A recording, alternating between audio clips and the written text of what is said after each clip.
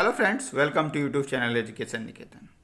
अगर आप बीपीएससी की तैयारी करते हैं तो आपके भी मन में टॉपर्स के बारे में जानने की इच्छा होगी कि टॉपर्स का बैकग्राउंड क्या है, वो ऑलरेडी अभी सर्विसेज में है या तैयार उनका प्रथम प्रयास था, उनके ऑप्शनल पेपर क्या थे। इन सारे चीज़ों के बारे में हम विस्तार से चर्चा करेंगे।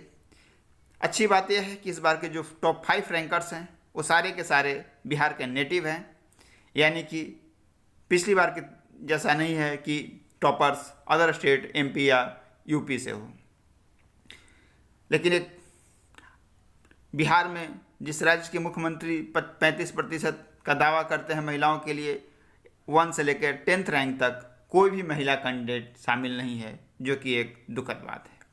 अब चलते हैं और जानते हैं एक एक करके टॉपर्स के बारे में। तो रैंक 1 ओम प्रकाश गुप्ता जी ने प्राप्त किया है। ये पटना के पास फतुहा के निवासी हैं।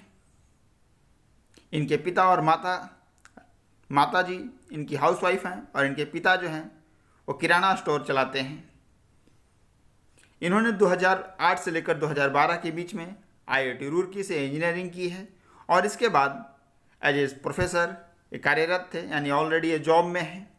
इन्होंने प्रथम प्रयास में ही यह सफलता हासिल की है।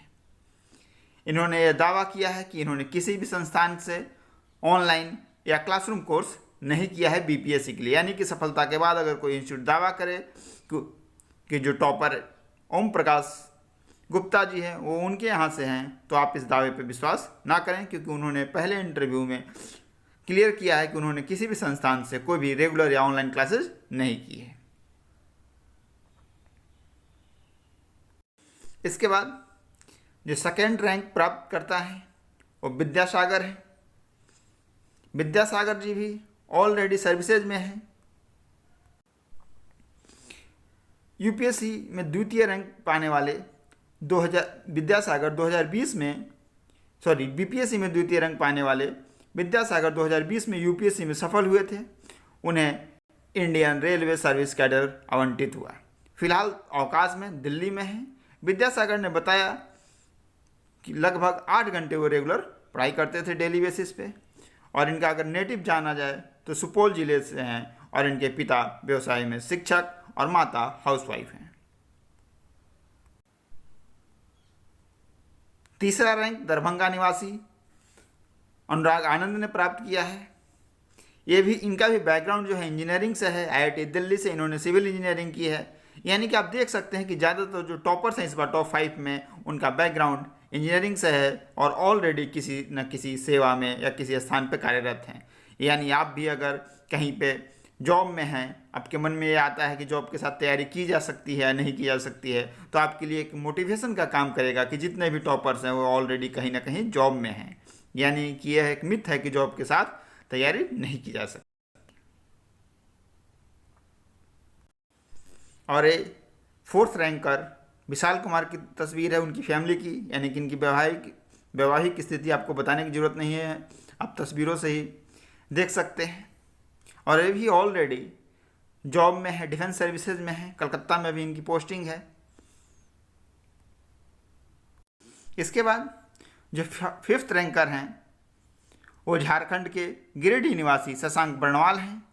इनको भी यह सफलता यह पहले ही प्रयास में मिला है।